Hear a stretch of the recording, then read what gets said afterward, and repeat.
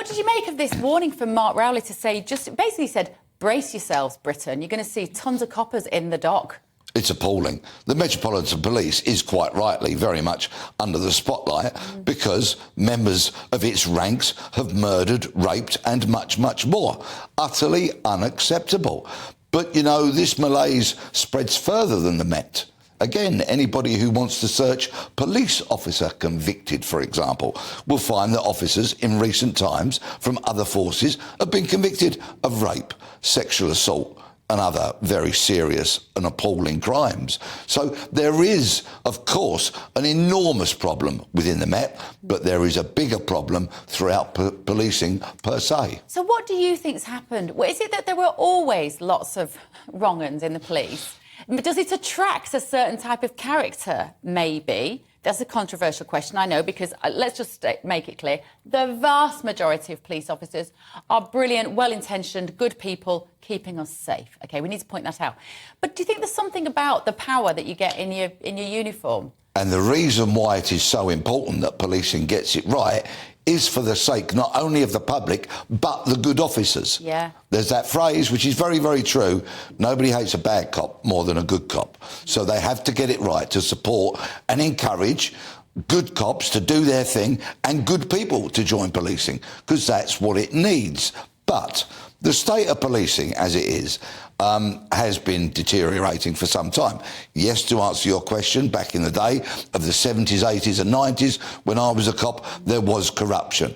That was predominantly more for personal gain, where coppers were taking brown envelopes full of cash from villains and the like. Yeah. And, of course, there were dreadful problems with regards to race. Yeah. And that, of course, led to the Brixton riots of 1981. And to an extent, the police have done much to address that, but there's more work to do.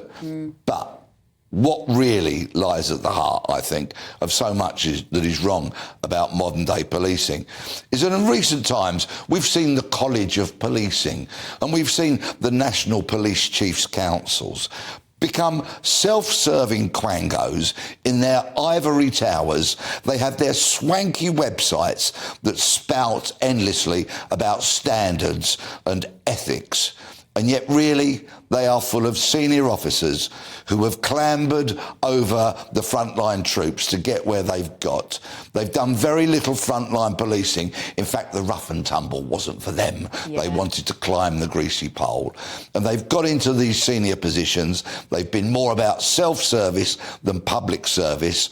And they've just uttered words whilst letting down the front line. One police officer said to me the other day, it seems that promotion now is only given to those who can be the most sensitive.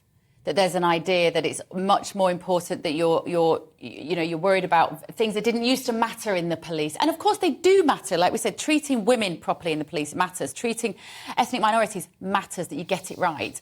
But it feels somehow that the balance has tipped into that the priorities are just wrong for the police officers who are still there. And all of that can be done looking after minorities of whatever description. Yeah. And, of course, women and girls. That can all be done by the frontline cops if they're dedicated, but they need supervising. And so many officers who are determined to get to the senior ranks see the frontline troops as something beneath them. They almost have scorn for them, and they don't supervise them properly. They feel like they're a different workforce from the ambitious ones. They don't put an arm round them. They don't look after them, and they got rid of all of their canteens, you know. Leadership, and then the camaraderie that you used to have. Just one quick question, we're running out of time, but should people be worried by the fact that more police are going to be in court charged with misdemeanours?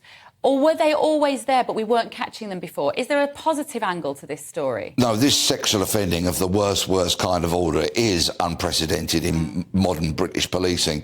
And I'm afraid it's just going to have to be an unavoidable fact that we're going to see many cops in court. If the evidence is there, I sincerely hope they are convicted.